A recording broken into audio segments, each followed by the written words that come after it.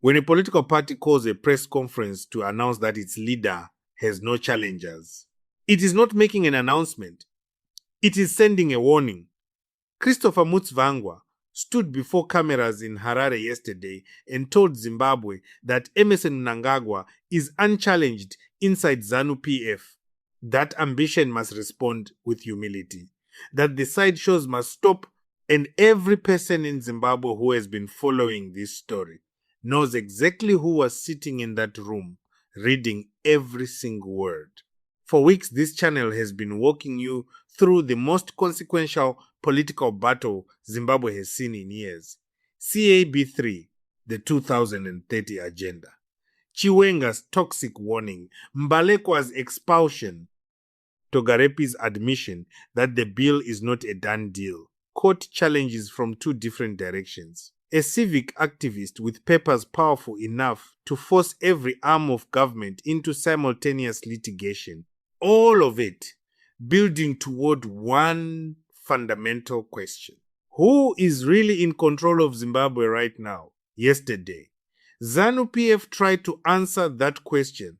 We have worked hard as a party to advance our position within the ambit of the Constitution. So as a party, we participated as any other citizen. And I think we did a fair job about arguing for our position. And we felt very proud about what our teams had done about CAB 3. But the most important thing, which of course is maybe the main point of my press conference, is the resonant response of the people of Zimbabwe to this constitutional process. We have always argued as a party, we are proud of the fact that we have the most structured and organized political population on the African continent. Loudly, publicly, and with language so pointed that it could only have been directed at specific people. The setting was a media briefing in Harare. The speaker was Christopher Mutsvangwa, Zanu PF's official spokesperson.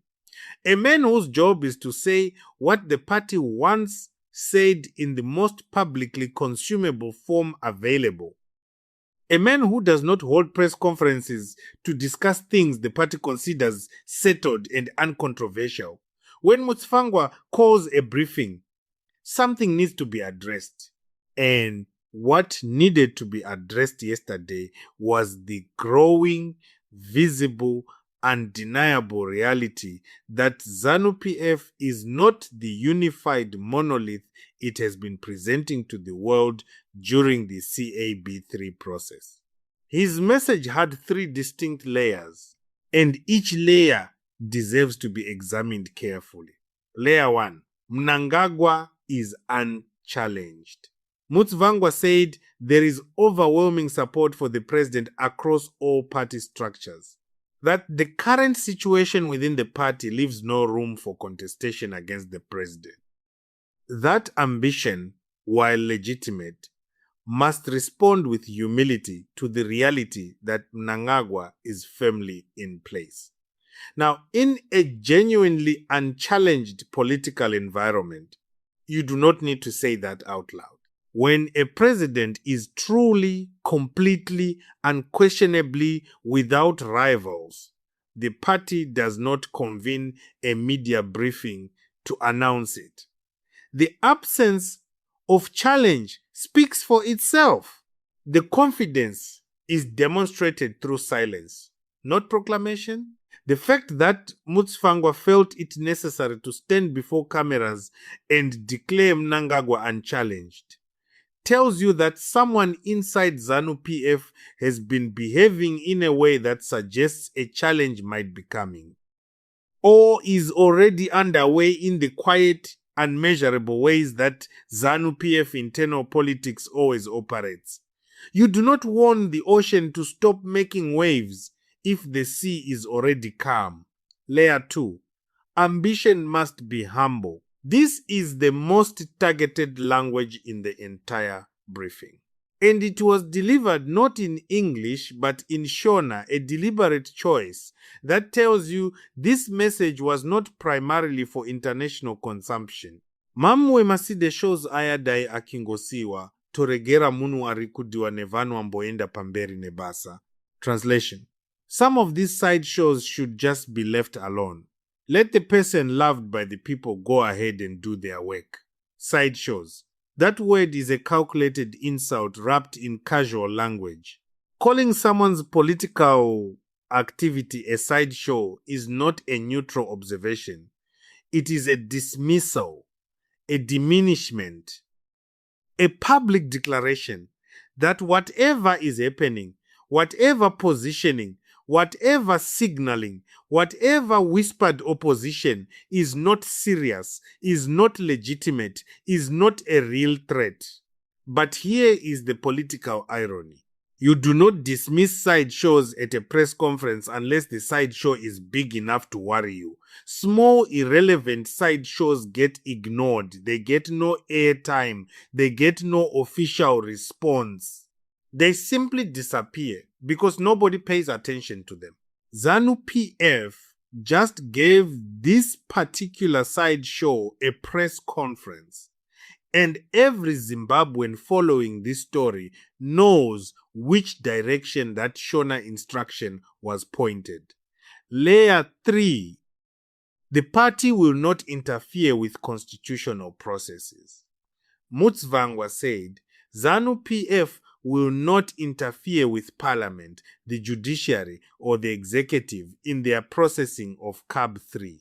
On the surface, this sounds like institutional respect, like a ruling party demonstrating democratic maturity by allowing constitutional processes to unfold without partisan interference.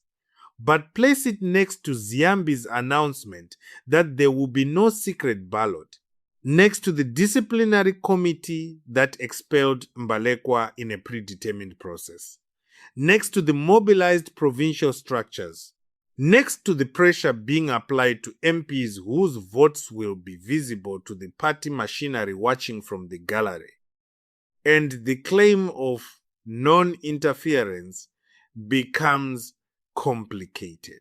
Because there is a difference between formal interference, a party officially directing its members how to vote through a formal resolution, and the kind of structural pressure that an open ballot under party surveillance creates automatically. You do not need to interfere formally when the architecture of the process does the interference for you. Now, here is what should stop you completely. Mutsvangwa said, leadership transitions would come at the appropriate time. The appropriate time, not through a referendum, not through direct popular election, not through the kind of open, citizen-driven democratic process that CAB3 is specifically restructuring to reduce at the appropriate time, as determined by the party.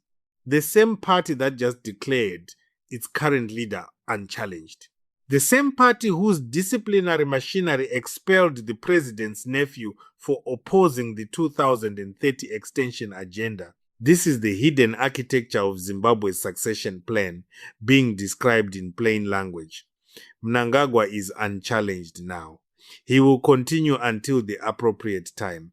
Ambition must be humble in the meantime.